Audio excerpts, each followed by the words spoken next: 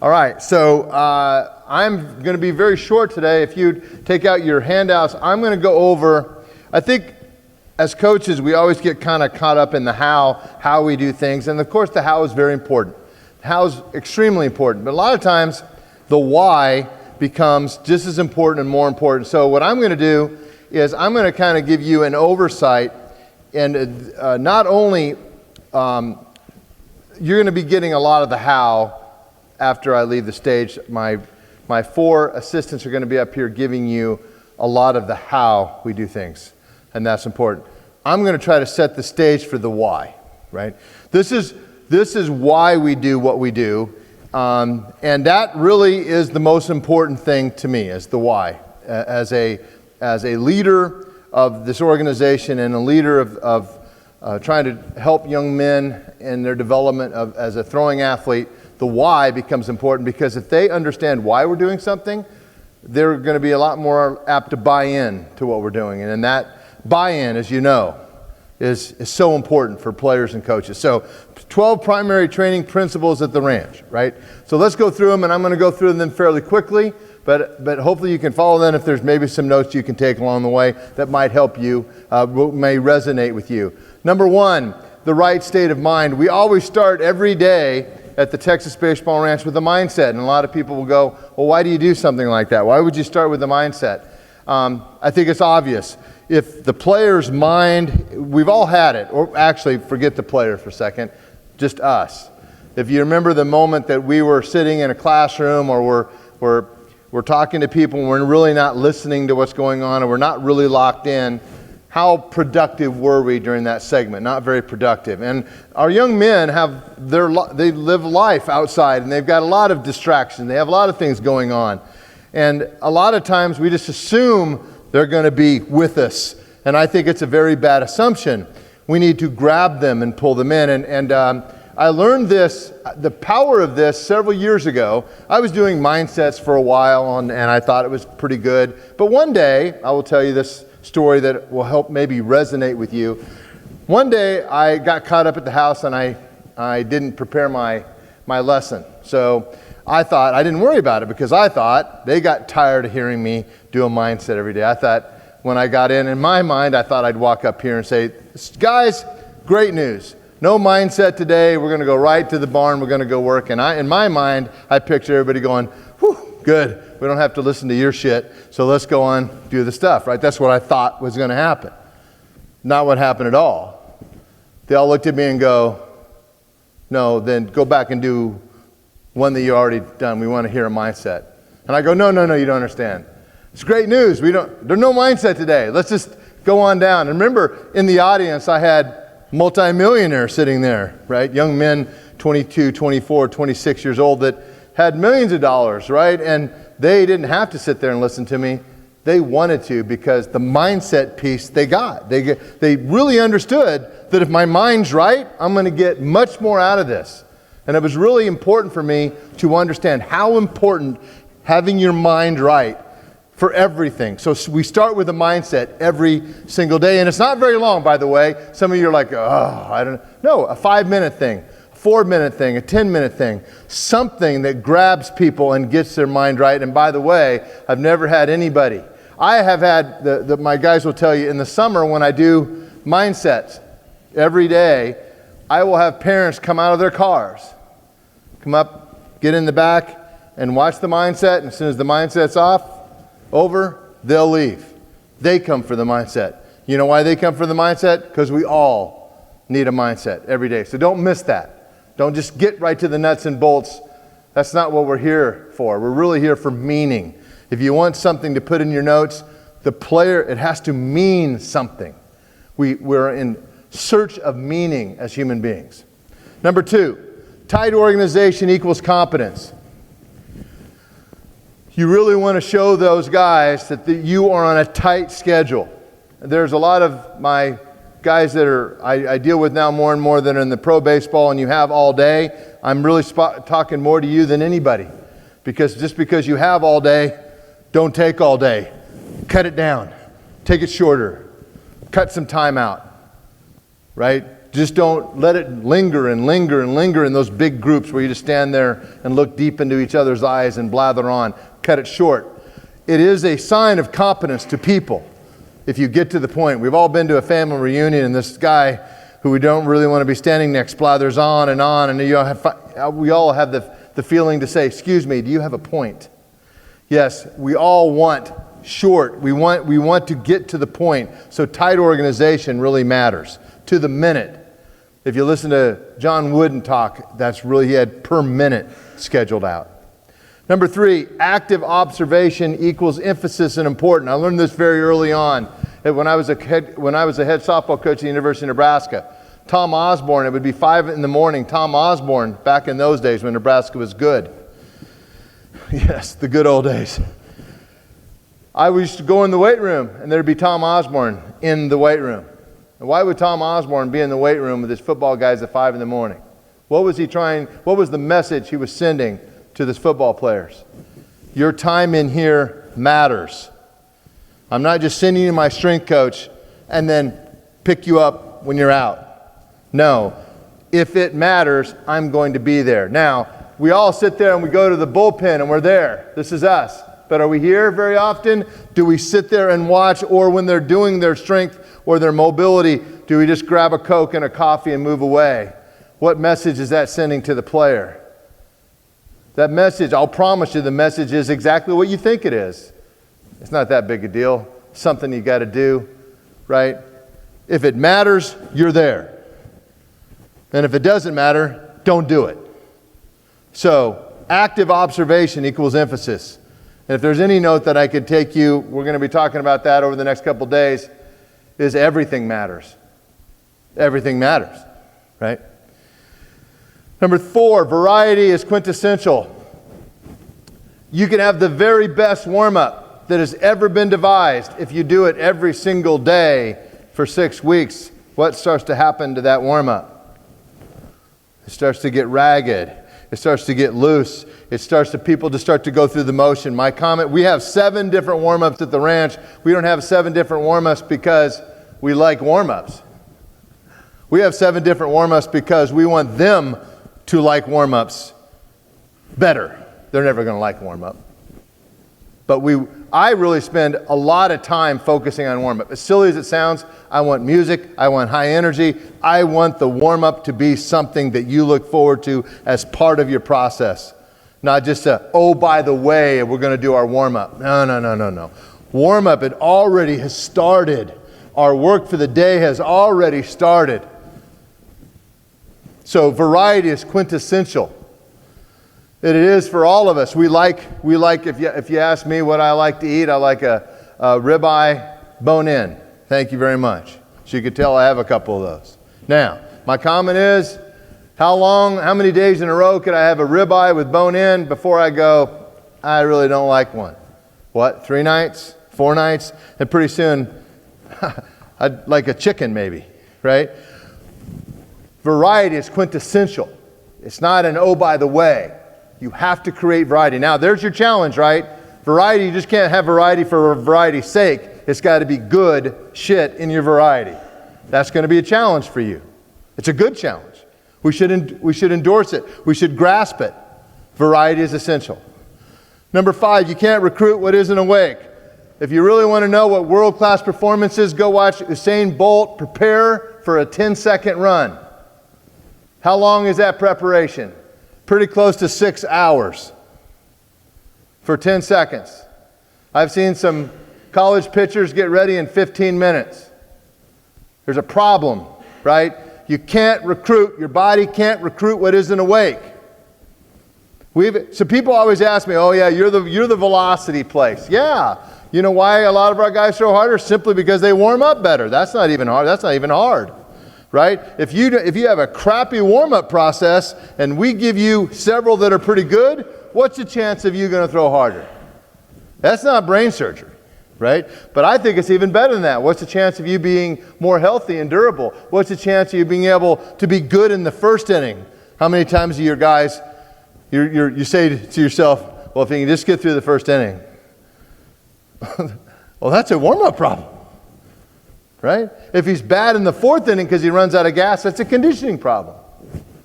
How many of your pitchers are not very good in the first inning? That's a warm-up problem.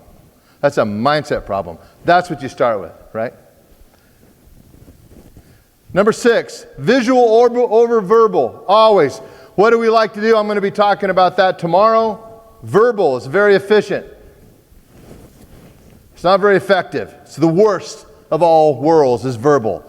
Visual, we are visual learners. Watch the little boy here following along. He doesn't even know he's mimicking. We learn by mimicking.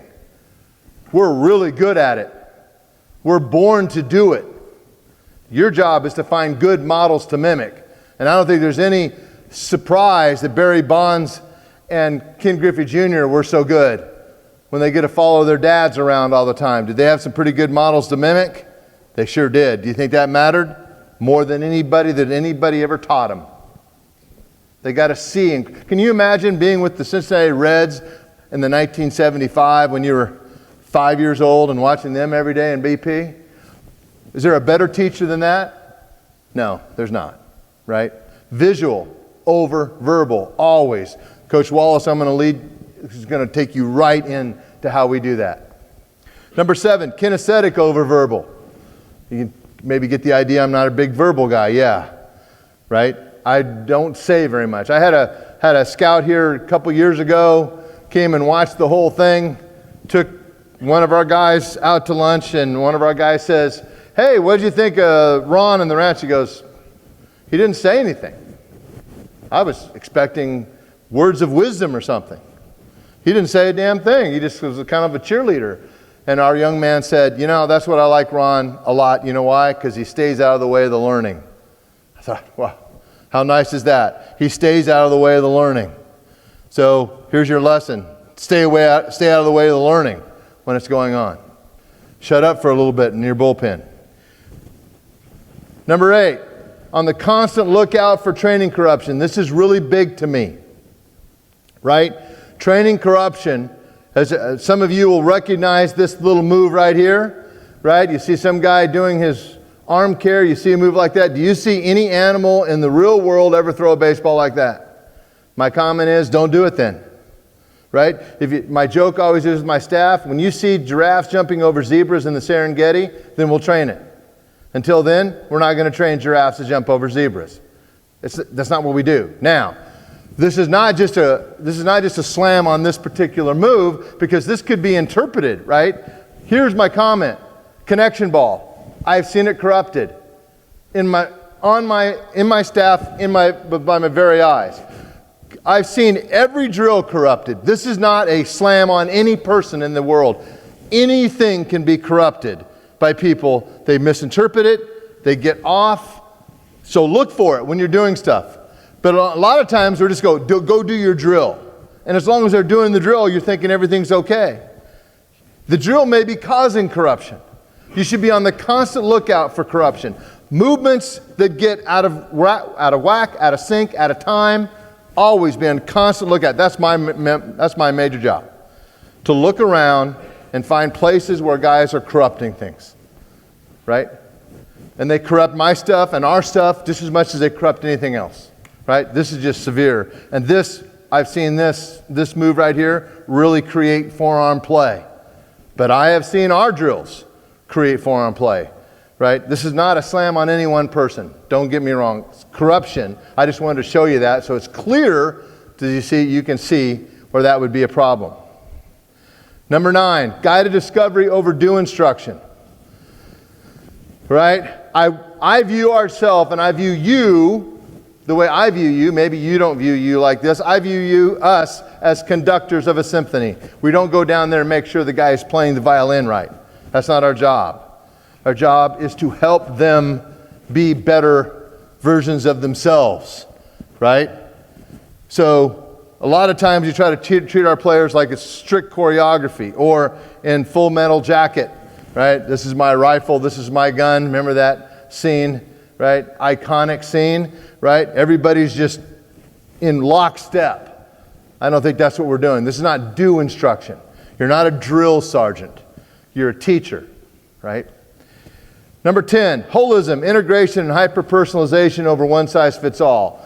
The enemy, gentlemen, as far as I'm concerned, is one size fits all. Right? One size fits all. This group could not agree on anything. Right? We can't. We're all different. We have different political views. We have different views on music, different views on religion, different views on life, different body types, different tastes. Right? That is the spice of life. That's wonderful. One size will never fit everybody. And by the way, one size will never fit you, even if it fits really well right now. It won't fit you well in 6 months or a year. How many guys have really changed what you thought in the last 6 months, in the last year, in the last 5 years, right?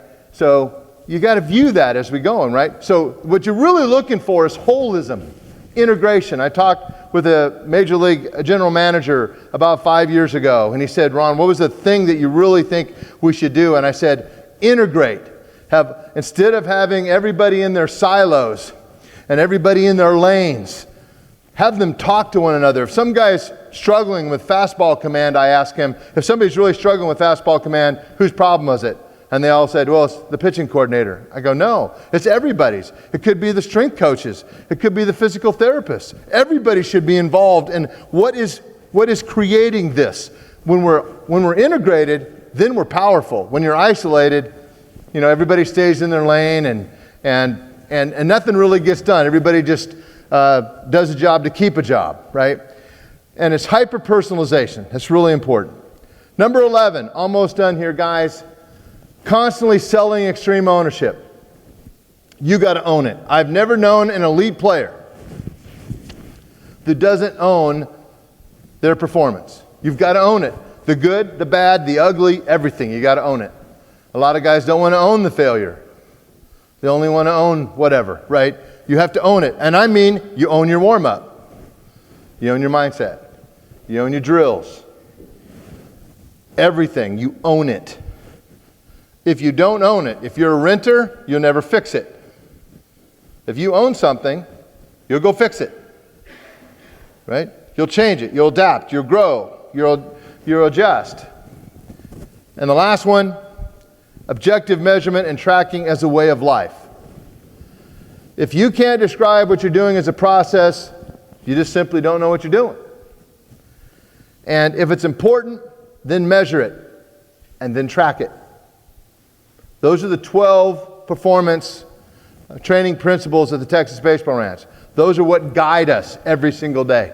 So when we're going to do our drills and we're doing our programming for the Elite Pitchers Boot Camp, if you send one of your young men that you know to Elite Pitchers Boot Camp, those 12 principles are going to be a play for us. So the 4 presentations will offer you a snapshot of what is occurring at the Texas Baseball Ranch today. Coach Flint Wallace is going to go right next after me. And he's going to show you our use of video to enhance movement patterns, the visual. How to use the visual. Visual it's huge. That's how we mimic things. That's how we learn. It's by far the best way to learn. Jonathan Massey is going to talk about sabermetrics and analytics are not the same as player development. I'm sure Josh is going to echo that and then take us through some of that. I'm really excited to have Josh Kalk be speaking tomorrow. We have Tyler Thompson who's going to be talking about mechanical inefficiencies and arm pain. At the Texas Baseball Ranch, we have something unique that almost no one else that I know of has. And we have a group, it's called Significant Arm Pain. If any one of our guys ever has pain that rises above a 4, they're taken out of the general population and they're shipped to Coach Thompson. We don't let it, and there's 2 things we don't do. We don't just ignore it and hope it goes away. Just tell them to dial it down a little bit, or we don't tell them to go sit down. We have something else. We take him through, and he's going to kind of share with you what we do. We have a process we take them through. And that process may lead us all the way to shutting him down. That's a possibility. We almost never get there, thank goodness. And then we have Oliver Cady is going to be developing a dominant pitch arsenal, what we view as pitch design, but we view pitch design in a very, shocker, holistic, integrated way. So I'm going to have Coach Wallace come on up.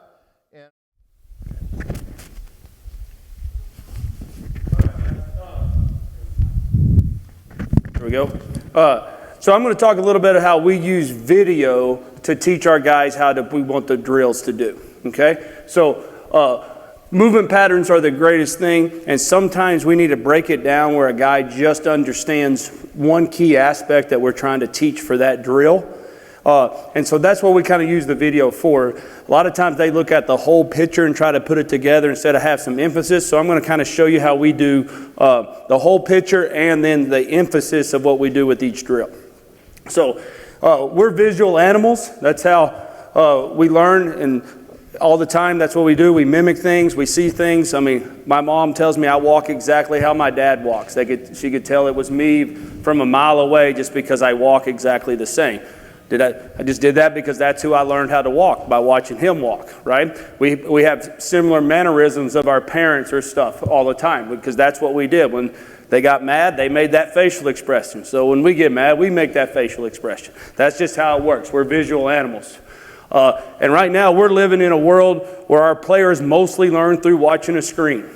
That's how they learn. Probably 90% of their stuff is through a screen, not actually looking at a human being. All right, so they're looking at their phone all the time, they're on their computer all the time. Even in school, about half the time is on a computer screen now. That's where they're learning from, and that's just where we're at. So let's meet them where they're learning, right? We're not going to change it, so we have to adapt to that. And then one of the big things that creating a visual representation is extremely valuable in the motor learning process. If they don't have it in their brain kind of what the pattern's supposed to look like, how are they supposed to make their body try to create that? Right? And I'm probably not telling anything that y'all would be shocked at, but our kids that play baseball don't watch baseball very much. They play a lot of baseball, but they actually don't watch elite baseball very often, which is a shame. They have it way easier than we do. They can just YouTube Max Scherzer and watch him throw 100 pitches in 5 minutes. They don't have to watch a 3-hour game, but they don't do that. So they don't get this visual representation. They don't go in the backyard and mimic Nolan Ryan one pitch, and then Dwight Gooden the next pitch, then Greg Maddux the next pitch, which I'm sure most of us did growing up. That's how we taught ourselves how to throw. So we got to give them that visual representation when they're at training, because that's the only time most of them are really spending time looking at that. So I'm going to convey to you how we use video to show how to perform a drill, to highlight the key emphasis in each drill, what we want them to really focus on, and then how that drill relates to movement patterns of elite pitchers, so they can get the connection of why they're doing the drill and why they're creating that emphasis. Because without that, we think that connection, that hardwire is really important so they can understand that part of it. So I'm going to take us through about 5 different drills that we go through. We have way more drills than this. I just don't have time. So kind of give you an idea of one of our drills from every category of drills, which you'll see later in one of my other presentations. So our first one is D-cell 1. Here at the ranch, we start our throwing off every day with a D-cell drill. And there's 3 main reasons we do that. Number 1, you can only effectively accelerate what you can efficiently decelerate, at least consistently, right? So if you want to throw hard, you better be able to stop it, right? And so if you want to throw harder, you better learn how to stop it better. Right? So one of the reasons we believe Nolan Ryan was such a great pitcher is he wasn't only a great accelerator. When he pitched for 27 years, he's the greatest decelerator to throw a baseball. It drastically reduces the stress. It allows your body to throw harder. It takes off the governor. So we believe in that's one of the reasons. The next reason, they're one of the drills that help us feel a late launch the easiest. So we want our guys' first throws of the day to be a late launch. We want their first throw to feel where they want to release the ball. We don't want it to be an early launch, especially if that's one of their issues.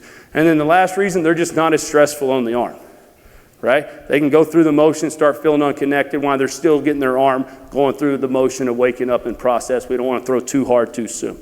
So D-cell 1, how we use the video. We'll explain the drill a little bit with the guy if they first came to us. So D-cell 1, we're on a block.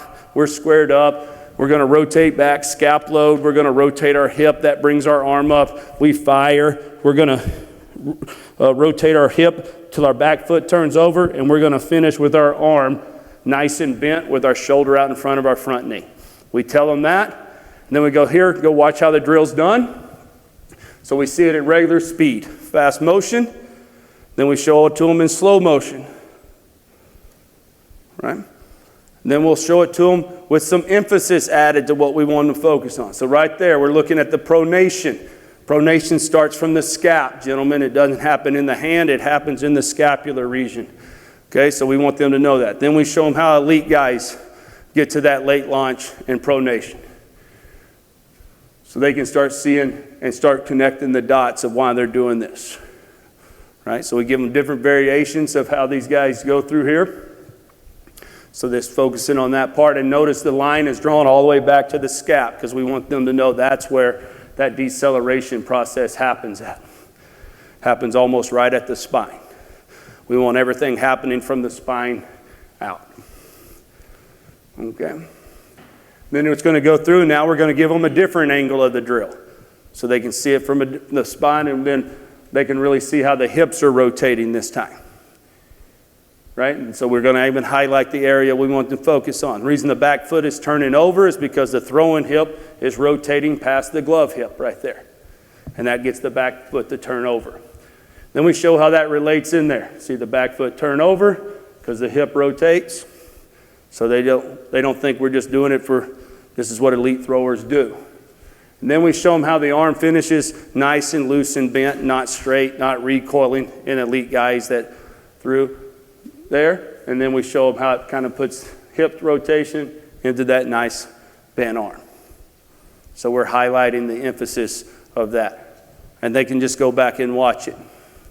Okay, so that was one of our drills, a decel drill, how we can emphasize that. And then those guys, after we initially teach it, if they're not getting the drill, we can say, hey, just go watch the drill again.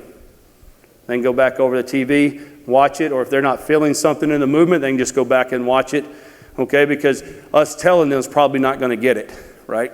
We've already tried that. Okay, so they need to try to go feel that and see what other guys are doing. So now we're going to our torque drill. So our torque drill is to how to initiate torque. So for us, we teach them torque is the lower half unloading while the upper half is loading. A lot of guys call it hips and shoulder separation. That's just part of torque because this is hip shoulder separation, but that's not torque. Because torque means one end's rotating that way, the other end's going this way. That's torque. So they need to understand this is how we start. We start with the hip rotating, and then that loads our arm to create the initial torque. So that's what we're doing. The other part this does is teach us how to continue to rotate around our front hip with our back hip to get in a good deceleration posture. Now, in this drill, we also will explain to them before they go, we will not lift our back foot off the ground. We will drag it to make sure that we're emphasizing rotation and not pulling. We believe the only reason the back foot comes off the ground when you throw is because of the teeter-tottering effect of the landing. And in this drill, your front foot never leaves the ground, so there's no landing taking place. But you can see what we're happening here. So we'll go through. We'll show them what creating torque looks like. That's what we're trying to get to them create. Elite throwers get to that and they create a tremendous amount of torque. So they get to see a visual of what they're trying to get to. Then we want to show them how we want to continue to rotate around the front hip. Okay. Then we'll go back and same process. We show them the drill, full speed. Then we kind of emphasize what we're doing. So the hip goes first into torque. So the hip rotates, that creates the torque right there. Okay? Then we go and show how elite throwers do it. To show that the drill is creating the same movement pattern that we're looking for there. Back leg rotates. Notice how the back leg's turning. That's when the arm is loading. That's how the body should time up. Okay? Then we go from the torque to how we continue, from the torque position, how we continue to rotate around the front hip. We show them that.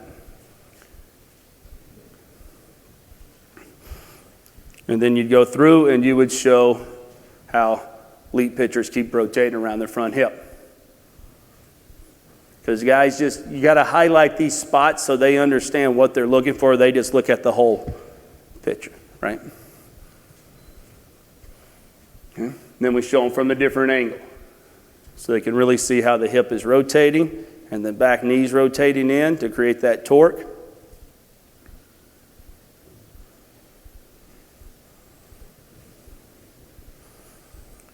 Then you show how the elite throwers do it. Okay. Okay? Give them different angles, different views, because a different angle may be what clicks for that kid. Seeing the same angle over and over may not. Right? Then how they continue to rotate around the front hip here. Notice how he finishes back heels turnover. See how DeGrom rotates around the front hip.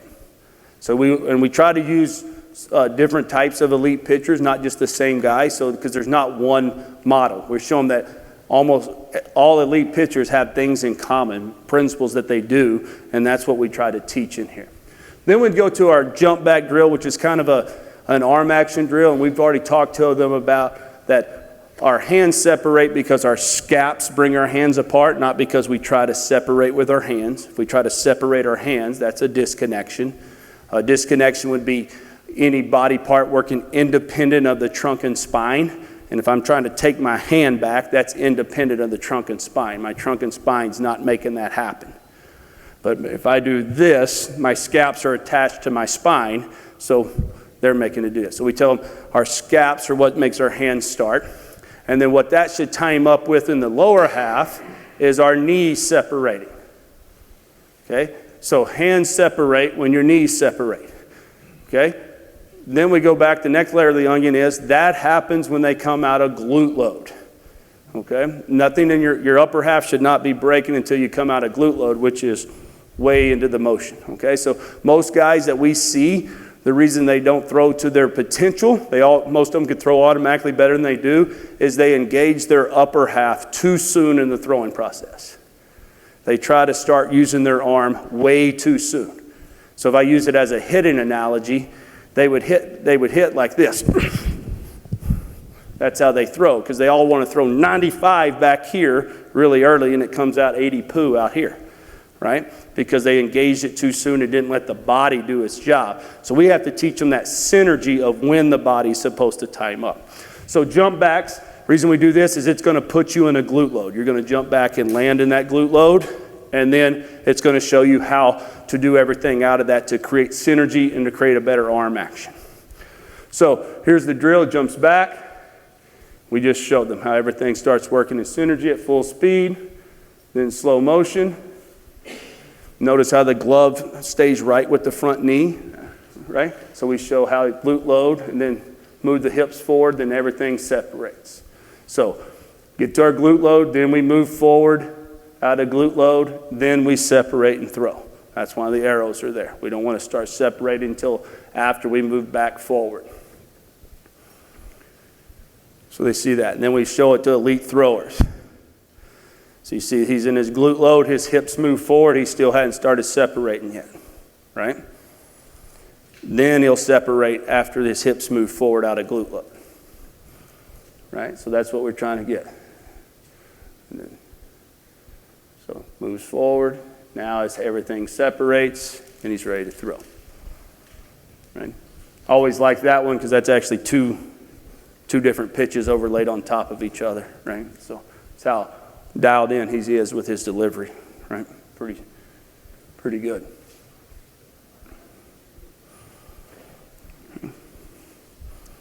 Because that's a big thing. Time and synergy, whatever you want to call it, that's the big thing there. So then we show it from the back. So we show them what it's going to look like to land in a glute load, what the glute load really looks like here.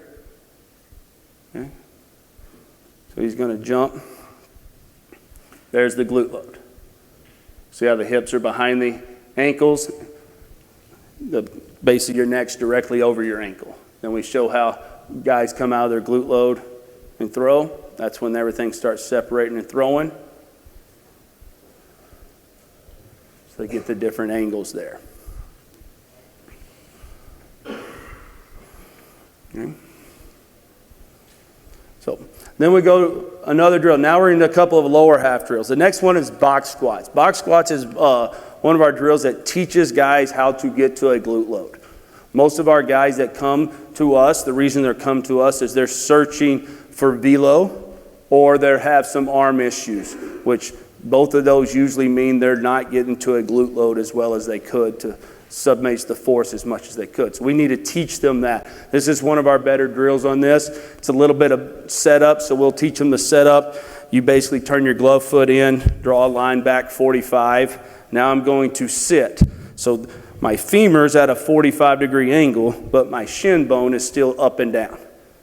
That's your glute load. Your knee should be over your back ankle. This bone should be turned in as much of a 45 when you sit, and then you separate. So we want them to understand that that's the point of that. And then we go into letting them feel that position. Then they would stand up and try to get right back to that position and then throw. We also want them to understand that a glute load is a downward movement. It's not a forward movement. Okay? There is a little bit of part of your delivery, which is the next one, a pelvic tilt and load that's forward, but as soon as that's made, now you're trying to load into the ground. For some reason, most of our guys come, they think they want to they're only supposed to move towards the target the whole time, and they just skip the kinetic chain part of the load into their leg. So we go through here, it shows Coach Katie doing the drill at full speed so he can feel where the glute load would be, the direction he's supposed to move into, and then he throws. And we show it in slow motion. And remember, after each one of these drills, they'll go do the drill, right? Throw it when they're first learning them. Or if they're struggling with something, we'll have them go watch the video of it again. Okay? And then now we'll go into what we're emphasizing. So we want to show them that we're emphasizing the feel of a glute load right there. So you highlight that part.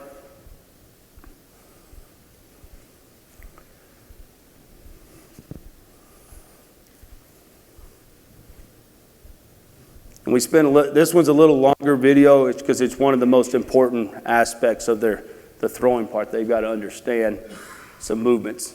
It's probably the most intricate drill we do as far as like setup and everything, but once they learn it, it gets there. Then you see how it's a turn. The back hip is turning, but the knee's not pinching in. Because the majority of your guys you're going to see, they just cave that knee in. They think they're supposed to be moving that way, and they're not. It's not what elite throwers do.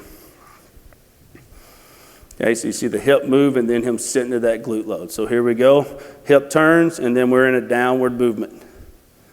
In a sit. See how vertical the shin stays throughout that movement. He's not diving the knee in. Okay, then you'll see it from behind, so you can see the feel he's getting there.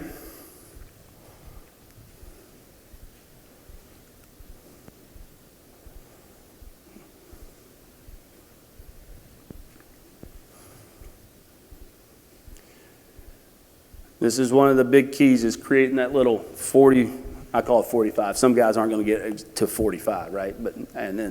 But that little turn of the femur in because of the back glute, that has to initiate the movement.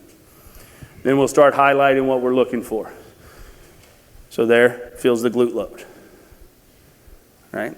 So the setup part, we want to feel that glute load before he gets to it. Okay. Then we'll come out of the glute load and show him how he gets back into that spot and throws. Notice it's a down movement. We want them now to see that they're going down into the ground. It's a load. It's not a move. They got to keep weight in the back foot as long as they can. Right? Pushing down in the ground here as long as they can. Now we'll show them how it's actually a downward movement and not a forward movement.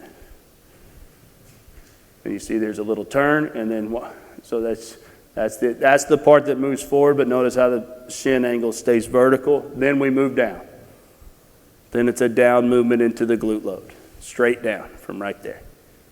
Then you can see that's what they're doing. They're loading into there. So until they kind of see these videos and visuals of what's really happening, it starts clicking. They don't understand. So there's Scherzer. Boom. Now Scherzer doesn't get as deep in his glute load as a lot of guys. That's okay. He still gets one. Right? Right there. The depth is going to vary from guy to guy because that's based on lever length, mobility, stability, whenever they can create co-contraction. But we still want to see. And if you can't tell he's going down, you can tell by the grass up there. His head starts above the grass. And then you can really see here that it's a downward movement. They're loading into the ground. And then probably the best guy at glute loading right now in the game Yeah, probably a reason why it comes out 105 on occasion, right? Sits over 100, right, most of the time. And you can see that's a downward movement. So you see, we show them box squats. Then we show them the last part, hook 'em drills. Hook 'em drills is the pelvic tilt and load. This is what I'm showing you today. And the reason that's important is we want to know that our back glutes initiating the movement, not our front leg. A lot of our pitchers that come to us are front leg dominant. Like they counter rotate or they swing this leg because they just been taught their whole life up, down, out, or get down the mound, land on whatever. They've been taught to dominate with their front leg. But what we want is to dominate with our back glutes. So we want to teach them the first move is a little turn from this femur with the back glute turning back and under the front one.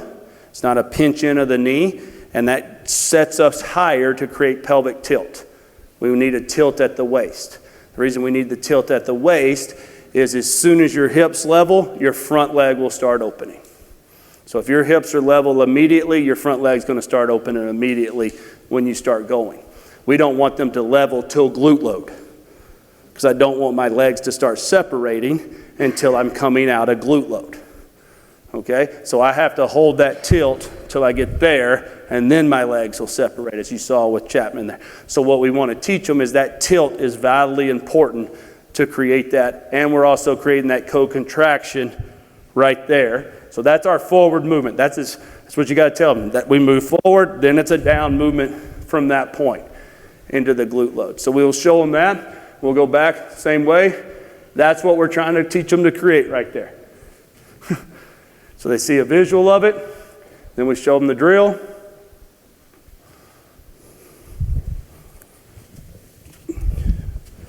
Show them in slow motion. Okay. And then we show how the shin's staying straight and he's just sliding it. Now in the hook 'em drill, it's a break in the movement, like sets it and then he's going to set a little bit more because that's how the drill's taught, but it's showing the whole movement there and then how that end creates that tilt. And guys will vary in tilt. Some guys don't get a lot of tilt, other guys get a ton. So you're seeing how Nolan's moving his back glute under and how he's creating that tilt now.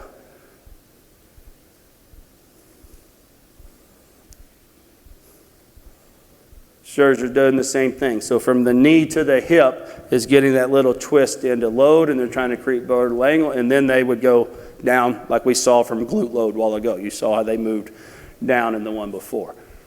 And we know Chapman from that point would go straight down. So that's the movement we see elite guys making. Now we're going to show it from behind so you can, Coach Katie, we looked at, he's got this big black stripe on his shorts here so you can kind of see that little twist of that femur bone to load when it comes right there. See how it just twists a little bit towards so you know that part's turning back behind. Right? And you also, a lot of times you see it really good in players when they wear pins, a stripe down their pants, you know, they have that the pin striping.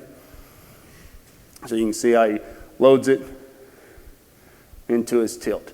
And then from there, we're not worried about, that's just the part of the drill. The rest is just going into the throws that they normally would already be. So there you see, that's Cole's first movement is that little twist. He doesn't create a ton of tilt, but there's enough, right? Didn't say it had to be drastic. And then then I put in guys of different size. Everybody remember Tim Collins, little dude, threw really hard. Matanzas. So everybody can see this pinstripes twirl right there on that back leg, right? Like they twist up. Okay? And then I'm going to take a chance right now, guys, to get some things here. So some of you guys are not, haven't been used to this. I guess we don't have sound, so. So we have a Ranch Revolution Coaches Circle. It's an inner circle. We have a few guys in here that are in that. So I'm in charge of that, but it's part of our DuraThrow system we offer our players, which is the online training for them when they leave, and they get access to a bunch of stuff. I'm going to show you what they get access to. You get access to all that, but they can, when they're in it, they also send in video analysis once a month and gets a video throwing plan back and an analysis. Well, you guys don't need an analysis. You're not playing anymore. So we offer you guys something different there. So here's what you'll receive and have access to each month. You get a monthly newsletter, just like everybody else. It comes out. There's a pretty little thick, usually like 4 or 5 pages long with different articles in there.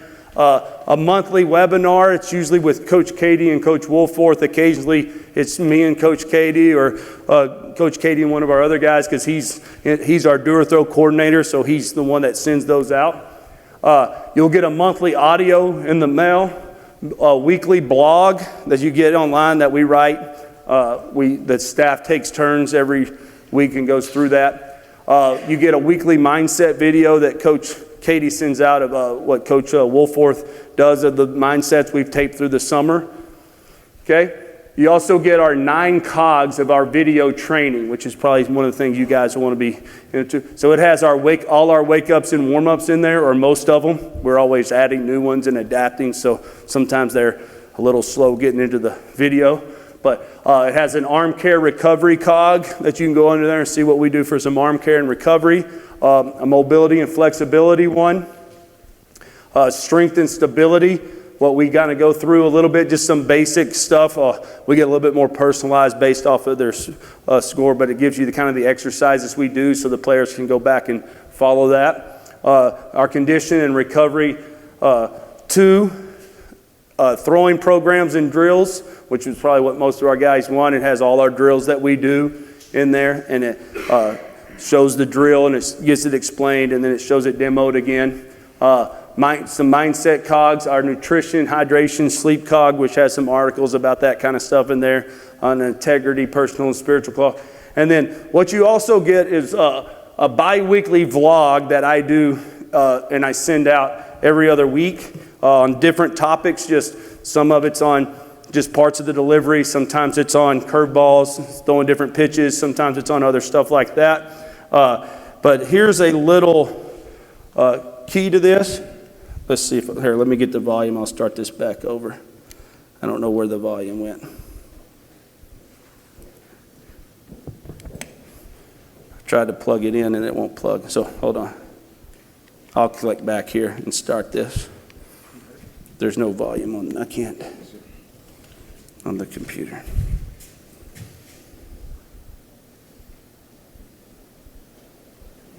It's not letting me play any volume. Huh?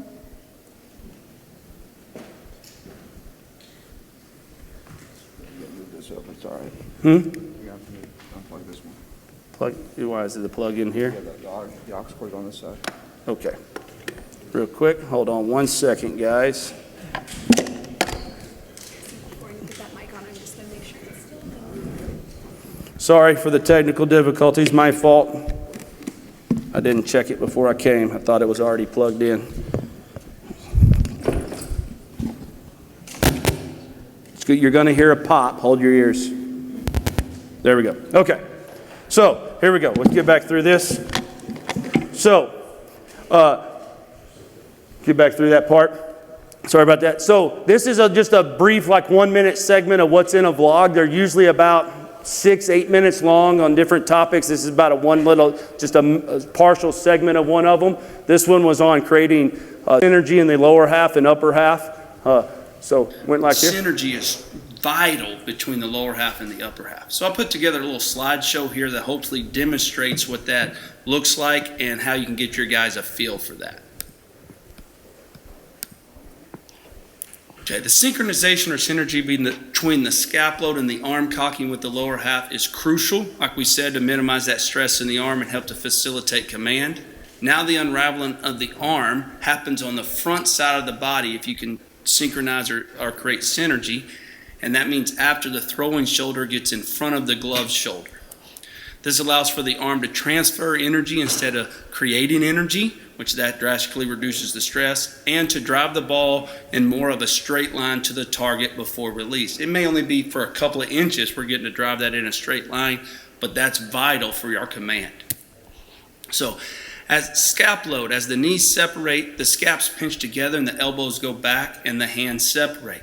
As you can see the timing here with Lester, it is perfect synergy between the lower half and upper half. The legs are separating, the arms are separating. So that's the kind of synergy or feel we want our players to have in their delivery. Okay, so that was just a little segment of one. They're a lot longer, and it would go all the way through the whole place. So if you guys are interested in any of that, it's $29.99 a month. There's a few guys around. If you'll see them, they'll have a member at the bottom of their name tag. You can ask them how they've liked it or whatever. There's some registration forms back there on the back if you're interested in that. But that's just a little thing. I just wanted to offer it to you guys. The feedback I've gotten from the coaches that are in it, they've really liked the vlogs, but you can ask them and don't take my word for it. Take their word and do that. So from now I'm going to bring up Coach Massey. He's going to go through his portion of this about the analytics part. All right. Sabermetrics and analytics are not the same thing as player development. First and foremost, guys, I might be the biggest numbers guy here at the ranch. I live on Fangraphs websites. In fact, it's where I pulled a lot of these numbers from. So I love analytics, and I love looking at data. I love researching and just trying to solve different things. But they're not the same thing as player development. They can help with player development, but they are not the same thing as player development. So it was about April of 2018, I ran across this article about a young man currently pitching in the major leagues. And what they did was they took his 2017 data and information and broke it down by the broke his starts down by the number of days off he had in between. So if we take a look right here, on 4 days rest, or normal rest for a starter in the major leagues, this young man had 77 innings pitched, had an 18% K rate, a 9.5% walk rate, an ERA of 4.68, and a FIB of 5.16. If we gave this young man 2 extra days, so if he, instead of pitching once every 5th day, instead of had him pitch once every 6th day, he went from an 18% K rate to a 28% to a 2.1 walk rate, a 2.68, and a 2.73 FIB. And if we could extrapolate those numbers out over a course of a 200-plus season, the 2.73 would be, in 2018, the 2.73 FIB would be in the top 6 of all of Major League Baseball. The 28% K rate would be 12th, and the 2.1 walk rate would be the absolute very best. So better than Justin Verlander, better than Garrett Cole, better than Jacob deGrom. So this young man, if we give this young man 2 extra days off, he goes from a borderline major league pitcher to an ace, a true ace of a staff, with just simple 2 extra days off. And so this year I decided, I wanted to research more. I wanted to dig deeper. What affected? How did these 2 extra days affect? And what ways did it affect? So first thing I did was I started with his stuff. How did his stuff play out? Did his stuff get better? Did it get worse? And the reason I started with this is because it's kind of a predictive stat. His stuff is very much inside of his own control, right? We don't have to worry about a hitter. We don't have to worry about anything. It's how his stuff plays on a day-to-day basis. So his fastball velocity didn't change. Whether he started on 4 days rest or 6 days rest, it didn't change. He gained about a half a mile an hour. Vertical break didn't change, or ride or hop, whatever you guys want to call it, on his fastball. There was really no change. And his best secondary pitch was a slider.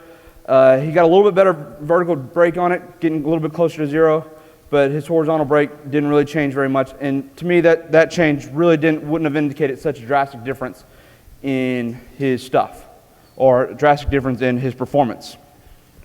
So then I kind of went to some secondary stuff that I like to look at. It's less predictive because it does rely a little bit on the hitters you face and the quality of the opponents you face, but I still think it's somewhat inside the control of a pitcher.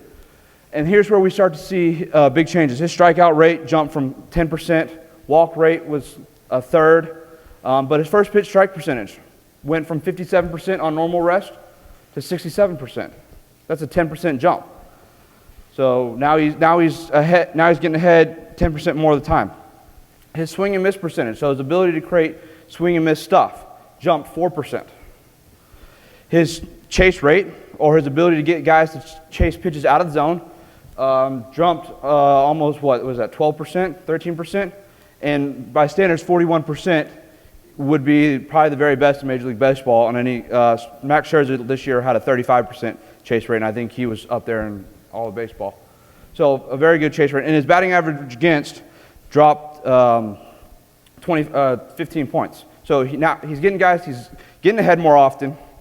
He's getting guys to swing and miss, and he's getting guys to chase pitches out of the zone, and he's inducing a lot more weak contact. So obviously these are metrics that can lead to good success. And again, these are not always all predictive stats because it's a lot easier to get, let's say, Josh Hamilton to chase a curveball in the dirt than it is to get Alex Bregman to chase a curveball in the dirt. So it does rely a little bit on the opponents you have to face, but I still think these are very much inside of a pitcher's control. So then with this organization, and I'm not bashing this organization, but they looked at these numbers and they're like, well, if we give him more rest, he's better. Let's try to give him more rest. So over the last couple years, they've made a conceited effort to give this young man more days off. In 2017, he made 13 starts on normal rest. In 2018, he made 10 starts. And in 2019, he only made 8 starts on normal rest. And you can see the numbers of rest increasingly go up every year. And a little bit deeper into that, and over the last 2 years, he's only made starts, 2 consecutive times has he gone on 4 days rest back to back. So he's only ever made 1 start on normal rest before they gave him an extended break. Okay, made sure he had rest in between. So they were really, really making an effort to give this young man to give him some more starts, or some more breaks on each start. So now let's see how these numbers panned out over these next 2 years. Here's how his strikeout rate. Okay, on 4 days rest, it went from 4 days rest 2017 to 2018, it jumped 10%. But on 6 days rest, it dropped 10%. Okay, in 2019, it went on 4 days rest, it went to 23%. And 6 days rest, it went to 21%. So more rest didn't help him in this standpoint. It actually kind of made him a little bit worse of a pitcher. What about his walk rate? Walk rate, a little bit better on 4 days rest. A little bit worse on 6 days rest. What about first pitch strike percentage? Again, didn't replicate the same 2017 success that he had. Swing and miss percentage, a little bit better in 2019, but a little not so good in 2018. So again, rest. And how does this chase rate performed? This year it was pretty even across the board. 2018, not so much. But again, if it was just a rest answer, right? Or sorry, one more thing. Batting average against, again, didn't really help. So if it was just a simple rest, just a simple rest issue, why wasn't he able to replicate all these numbers? Why wasn't the success he had in 2017 able to be replicated in 2018 and 2019 whenever they made more of a conceited effort to give him more rest? Well, that's because human beings are just absolutely incredibly complex individuals, right? We have 5 different major league pitchers and five different ways they throw, 5 different types of athletes. We got really good athletes probably on this side, the prototypical major league pitchers. Then you got long and lanky right here, and a big guy, CC Sabathia, and all of them had various success in the major leagues to different levels. You got a potential Hall of Famer right here, a couple Cy Young candidates in the middle there at different times in their career, and then Tyler Glasnow, who's had kind of a breakout year this year. But we all have different mobilities. We all have different stabilities, movement patterns, lever links, strength, stability, all this stuff. So simply trying to change one thing, like give a guy more rest, that might be part of the solution, but it's never the entire solution, right? And I really want to drive this point home, so we're going to do a little bit case study here. I took just an example of a major league guy. His name is Dylan Bundy in the major leagues. He's a major league pitcher. He's been in the big leagues for 4 years now. He actually just got traded to the Los Angeles Angels. So but has been a quality major league pitcher for the last few years. Okay? This is Dylan Bundy when he gets to weight-bearing heel plant. Okay? As you can see right here, his arm is still almost level to the ground. Foot down, arm still. He looks completely different than these guys, does he not? Right? Dylan Bundy would have what we deem forearm play. And forearm play on our scale, probably to an 8 to a 10. Right? That arm is going to be late. He's got no choice. And here's what happens in the next frame.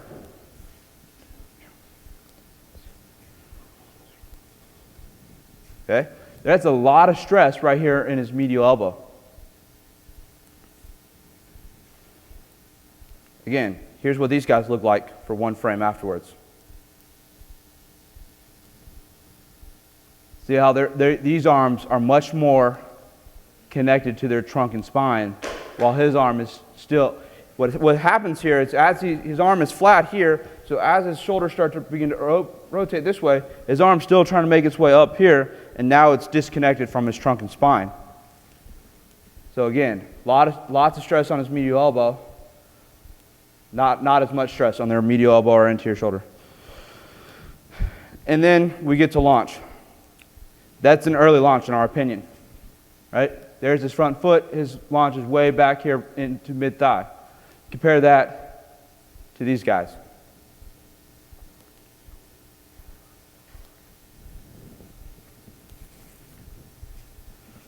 So again, now Dylan is a fine major league pitcher. He's an average to slightly above average major league pitcher. But if he wants to ever be, an ace, a number one, a Justin Verlander, Garrett Cole, Zach Greinke type pitcher, he's going to have to solve that forearm. He's going to have to solve that forearm play issues because he's going to, and he does have inconsistent outings. There's sometimes he's 7 shutty. There's other times where he had one start in 2018 where he didn't get out of the first, didn't record an out. Just inconsistent outings. Right? And so until he solves that forearm play, mechanical issues, right? Simply managing his workload, trying to give him more rest or more breaks in between each start isn't going to do the job. Right? We've got to solve. We got to, as a pitching, and this is no fault of Dylan Bundy. I say no fault. I don't know Dylan personally. I don't know what he prioritizes in the offset, right?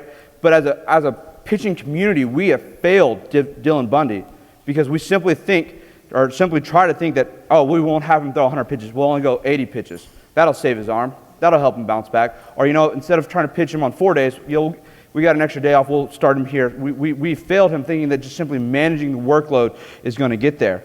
We have to be better. And so here are some of my final thoughts. Like I said, human beings are incredibly complex.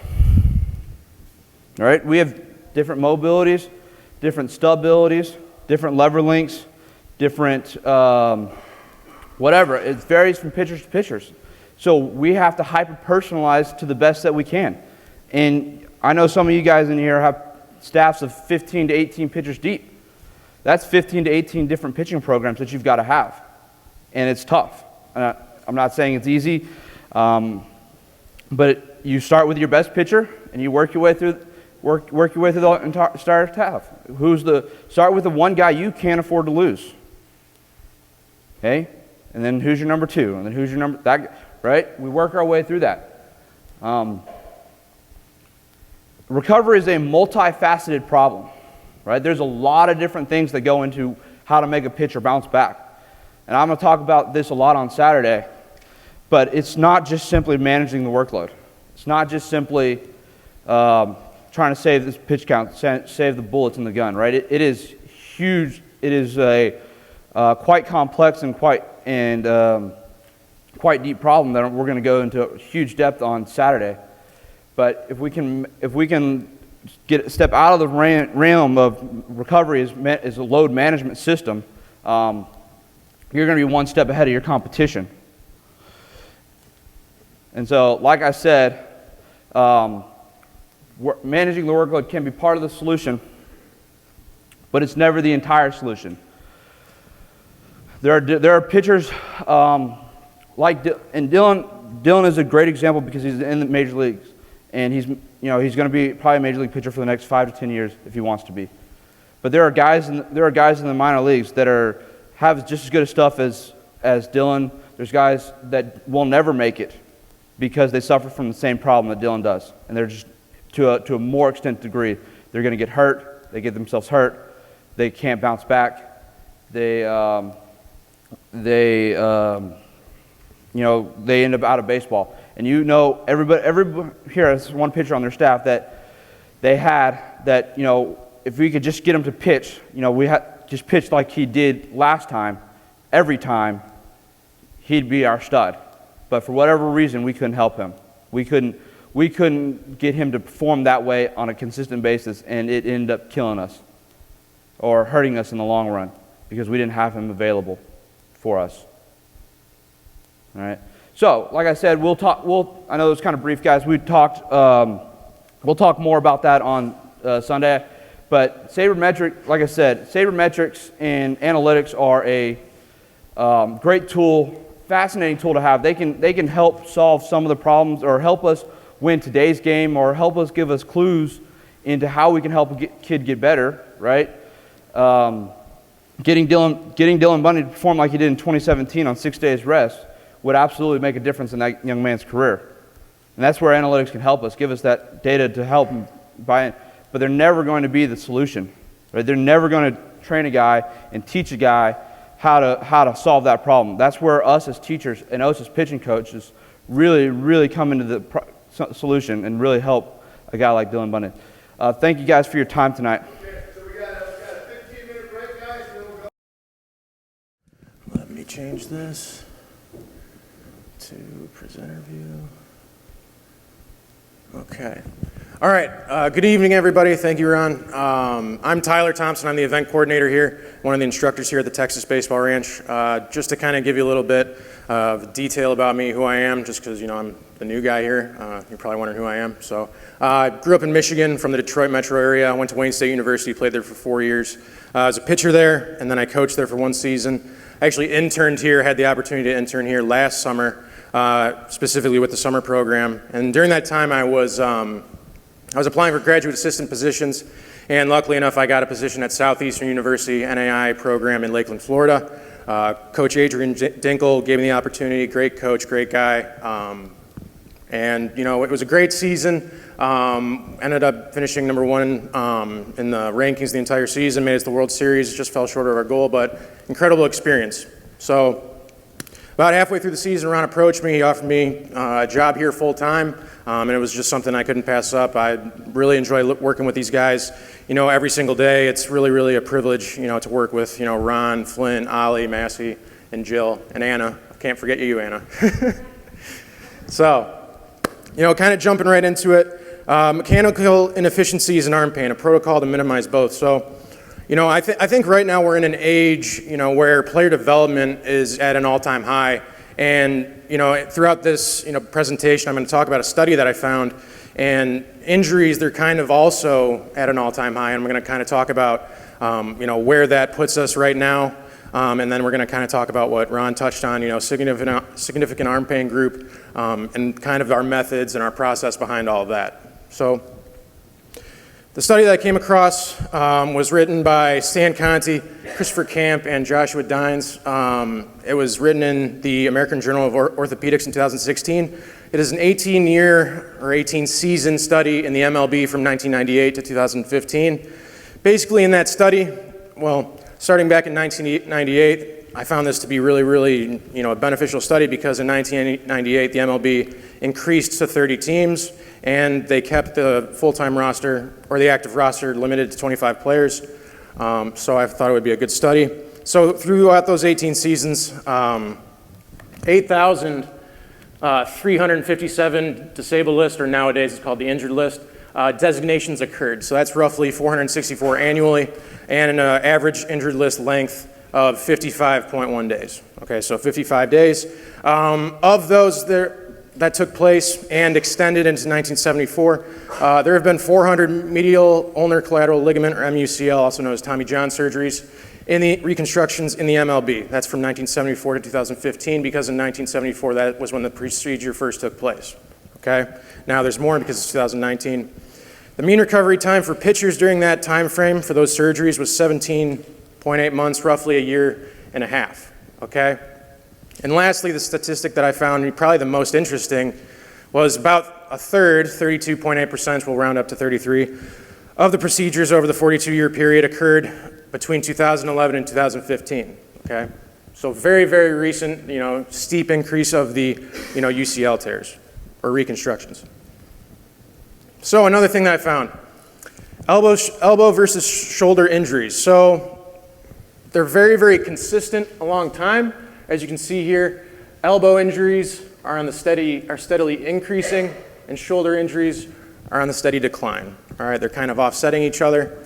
Some might be different throughout year to year, but are very, very consistent, but slowly, steadily increasing for elbow injuries, slowly on the decline for shoulder injuries. This is probably the biggest one right here. The top graph tells us average increase in velocity of all Major League pitchers throughout 2010 to 2018, and the one below that is just a bar graph of the Tommy John surgeries that took place from 1974 to 2015. So up here, you can see that there's an average increase in velocity right here in 2010. It's about 92.2 miles per hour there. 2015 increases to 93.1, I believe. Then 2017 at 93.3. Okay. So, like I said before in the beginning of the presentation, we're at an all-time high, I believe, in player development. Velocity increase is really, really big nowadays, but so is injuries, okay? And what are we kind of doing with the guys who are injured, okay? So, my takeaways and thoughts from this, what was being done prior to going on the injured list, okay? Were guys having pain? Were guys having discomfort, soreness, overuse? Was there a change in their throwing program? Were they trying to develop a new pitch? Was there a change in their movement pattern? What specifically were they doing? There's clearly no way to tell unless you ask them, okay? Was there a use of tools, weighted balls? That's the biggest thing. Weighted balls, I think they're an amazing tool.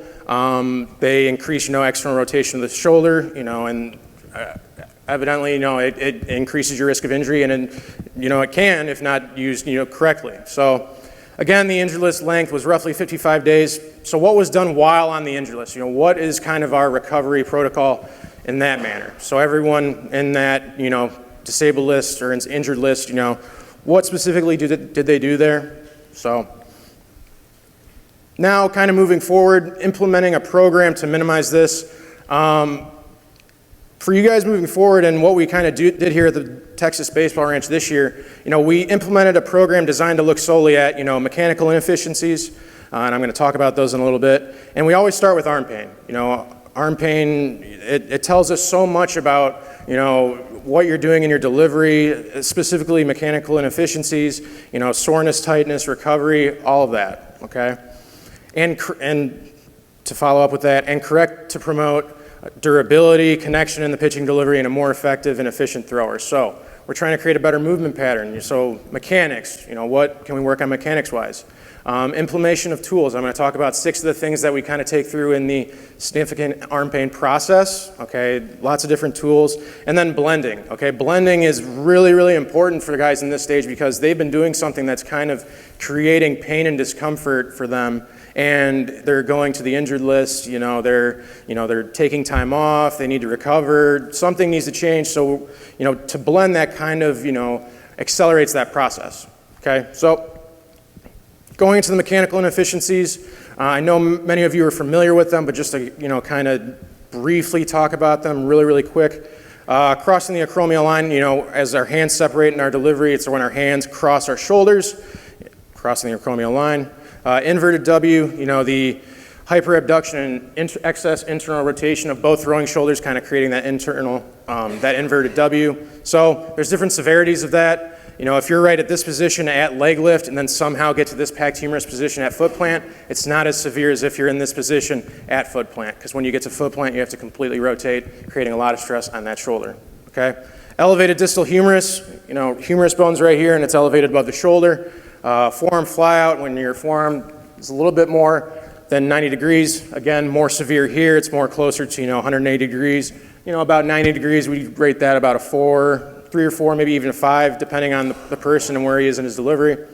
Inefficient glove side, glove side yank, glove side block.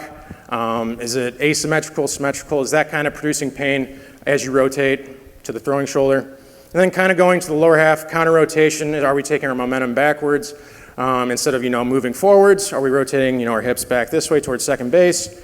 Deceleration, really a big one I've actually found this year. Guys had really poor deceleration. We'll kind of talk about the tools that we used to fix or kind of enhance that. Postural disconnection, so when his body moves or kind of follows his glove side. So I've kind of found that with guys that we've worked with, they've had a poor glove side with postural disconnection. With the guys I work down there in the significant arm pain group, poor pelvic tilt, and then poor glute activation.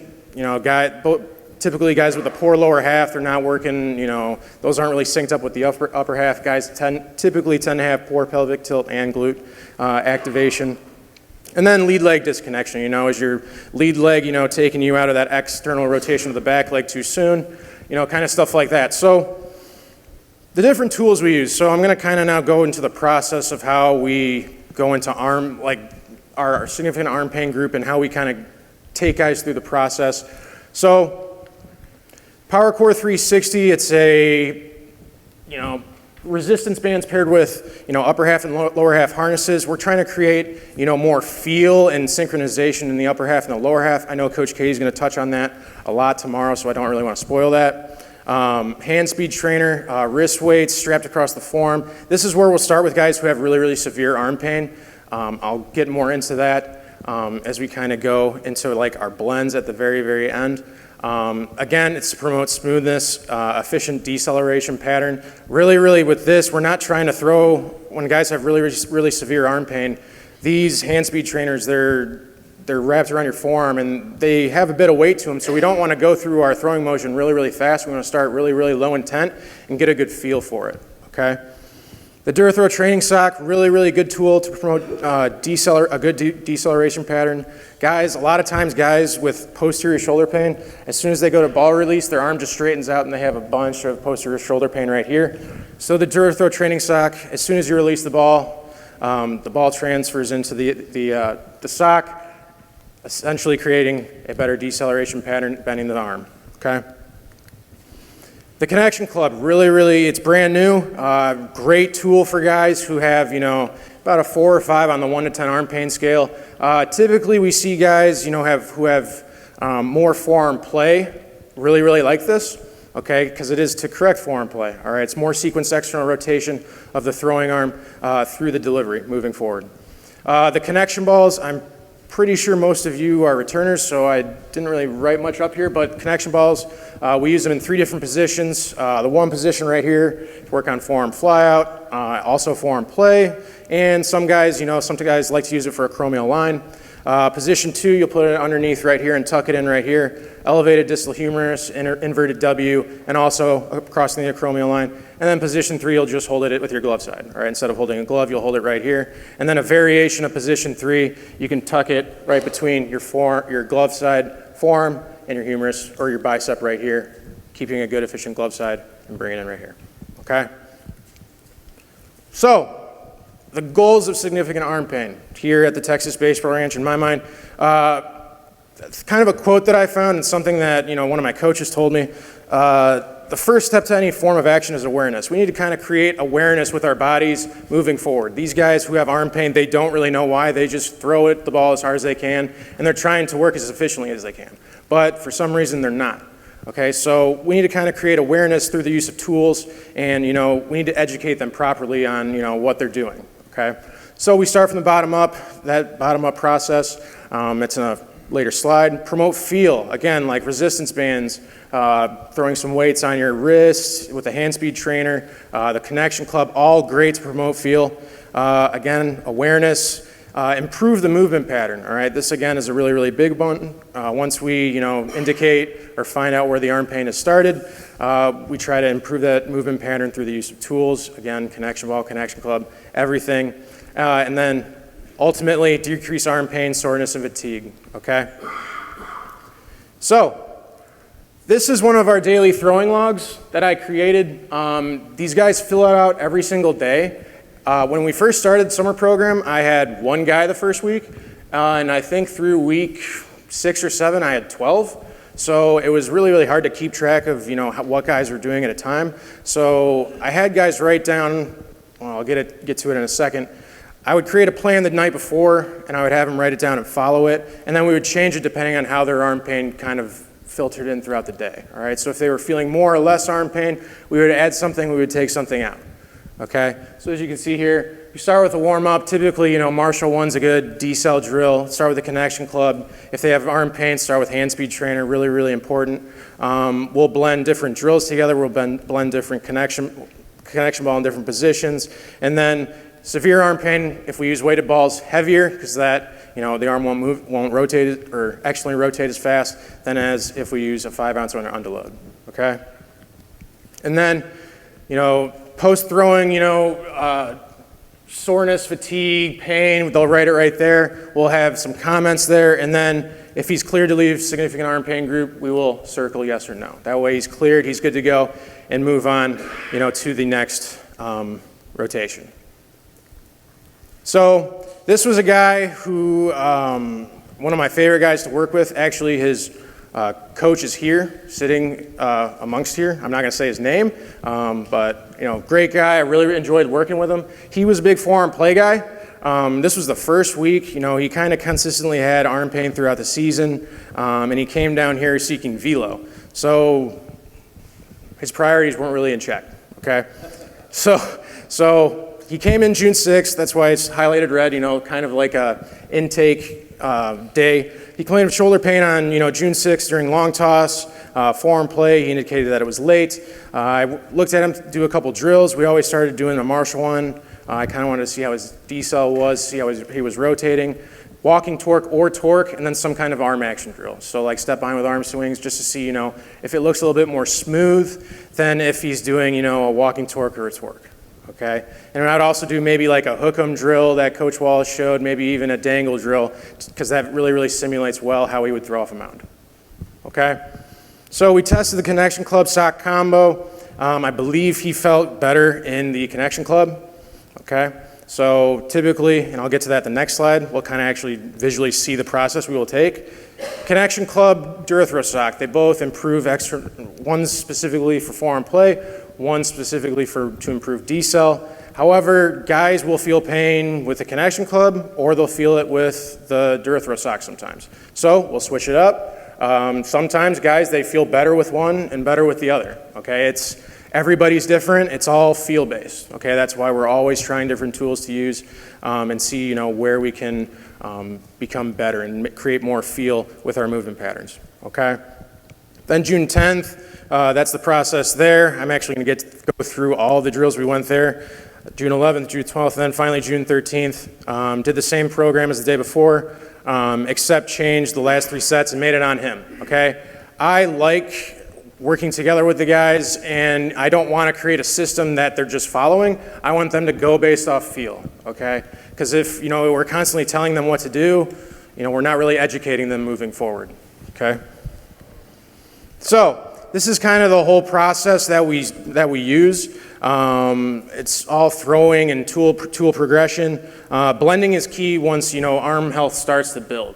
Okay, so above the start, I talked about it a couple minutes ago, but before we would start with some of these tools, we would always, talk about where the arm pain is, medial elbow, lateral elbow, anterior shoulder, posterior shoulder. Even sometimes guys had bicep pain, in their back, sometimes their neck. I just want to know where they're feeling pain, okay?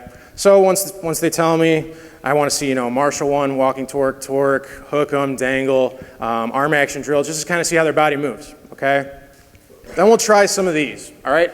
If his arm pain is really, really severe, we'll start with the hand speed trainer. Again, It's, it's basically a wrist weight. Just strap it around your forearms. It's meant to slow your arm down, kind of create more feel, more connective throwing motion. If they have arm pain with the hand speed trainer, they probably have some structural damage, and that's when we will send them to a PT.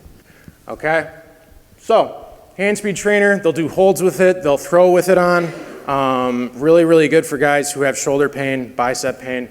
DuraThrow training sock. All right, so we'll try both of these. If it feels good in the sock, they'll move on to the club. If it feels bad, we'll still try the club. Okay? Again, some guys, some will feel differently in the club than they will the sock. It's just personal preference. Okay?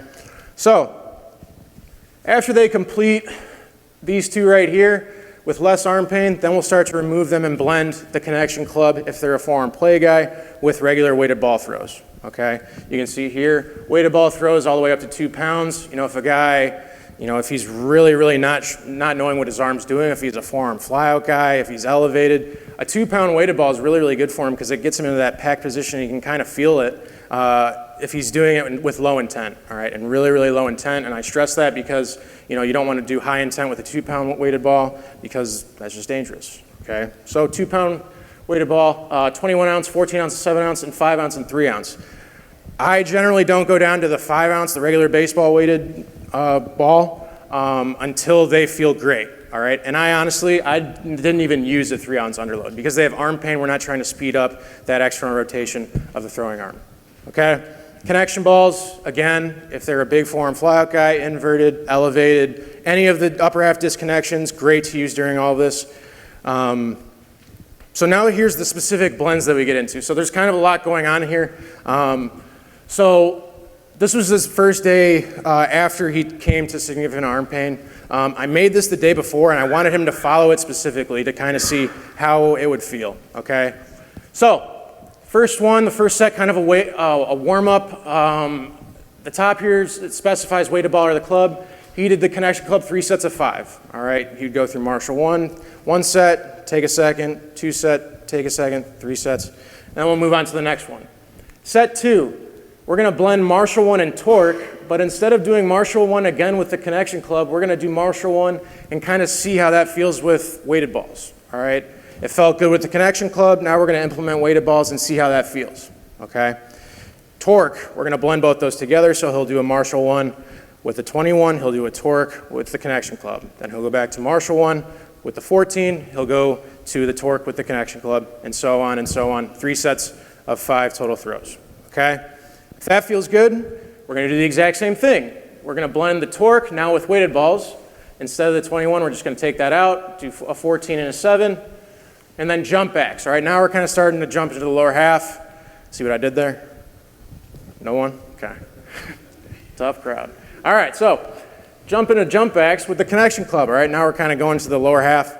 Again, 14 with the torque, jump backs with the connection club. Blend those together, all right? Kind of create a more efficient, effective feel for that body, all right? Then in set 4, we kind of felt something right here, all right? Jump backs, we did it with just the 7, okay? Quick picks, all right? Really, really good arm action drill. With quick picks, I know Coach Wallace, I'm pretty sure he showed it, but you're facing away from the target. You step back with your back leg, and then you rotate really, really fast and throw the ball, as hard as you can, all right? He felt some arm pain there, all right? So we went straight to dangles, all right? Again, another arm action drill, but instead of rotating and putting a little bit more stress on that throwing shoulder, he's just dangling his arm right here, and then he goes, okay? A little bit less stress, didn't feel pain there, okay? So it's just constantly changing until something feels good. We want to constantly promote good throws, okay? And then lastly, set 5, pair hook'ems or blend hook'ems and double plays, all right? This is kind of where we're starting to test the arm. Slow ramp up here, and we're not using a 5-ounce ball, all right? Only 7-ounce ball, blend the hook'em, do a double play. All right, double plays, some guy, you have a partner, he tosses you a ball, and it's like you're turning a double play, all right? 5 to 6 times. Day 2, now we started to implement the 5-ounce into the drills. All right, now we're trying to ramp up, slowly ramp up as the day goes on. All right, so we start again with the Marshall 1, with the connection club. Again, he really, really liked that. Set 2, Marshall 1, set 2, we're blending Marshall 1 and torque, again, same kind of process, but we're adding the 5 ounce. I want to see how that feels for him, okay? So 21, torque with the club, 14, torque with the club, 7, torque with the club, baseball, torque with the club, okay? Set 3, torque into dangle, all right? We're going from a torque to an arm action drill, also lower half drill. I like it. I consider it an arm action drill because the arm's just dangling right here.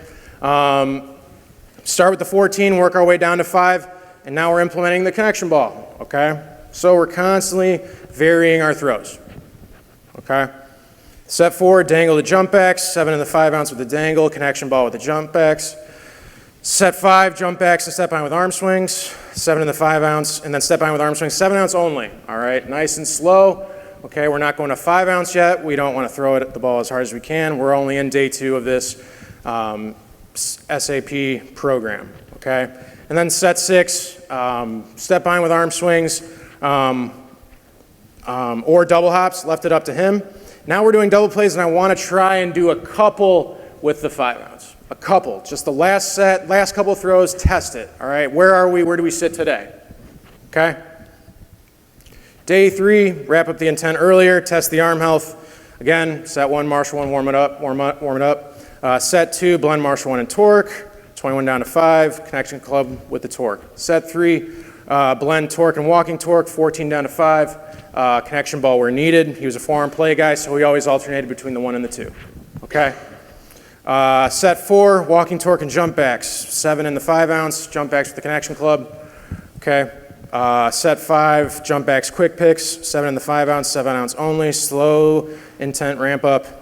Set 6, BLRs, changing some drills up now. Okay, 3 sets, alternating 7 in the 5 ounce with both.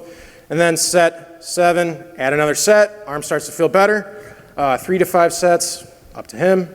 Step behind with arm swings or double hops, 7 ounce ball, double plays with the 5 ounce. And then finally, we get to day 4, same as day 3, last 3 sets are on him, all right? He's picking his last 3 sets, depending on how his arm feels. Arm feels great this day. He starts out kind of how we started out in the previous 3 days. Implementing more 5 ounce throws, and then he did what he decided to do that day. That's all I got. Thank you.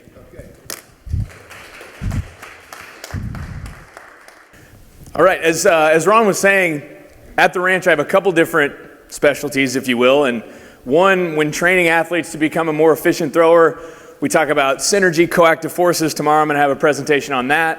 It's a little bit of delivery training stuff. But tonight I'm going to talk about secondary stuff, because at our elite pitcher boot camps, when we get 40 or 50 fresh young men in here, I'm the one who takes them through their secondary pitch development. 95 to 100% of the guys that walk through those gates or drive through those gates, they're here to look for velocity. But really, is it really velocity, or is it a better pitch that's going to set me up to be more dominant and to ascend in levels? So I would argue that although velocity itself can open many, many doors, to continue to ascend in levels, meaning opening the next door and the next door and the next door and the next door, it's about striking people out. Okay? It's about showing I can miss barrel at my current level, so that when I am called on in the next level, I can miss barrel maybe again, and then maybe again, and then, okay, maybe I hit a wall or a plateau, and then I figure out how to miss barrel again. But if I'm not missing barrel at the current level that I'm at, I'm not going to miss barrel at the next level. So you hear kids say it all the time, and I've heard a lot of people's kids are not, but they talk about pitch to contact. It's kind of like letting the guy down easy. You're just a pitch to contact guy. That's okay. Even though you only had 4 strikeouts today over 8 innings or over 7 innings, it's okay. You got a lot of outs. It's just not sustainable. And I try to really shed light on that for some guys, and they don't like to hear it sometimes.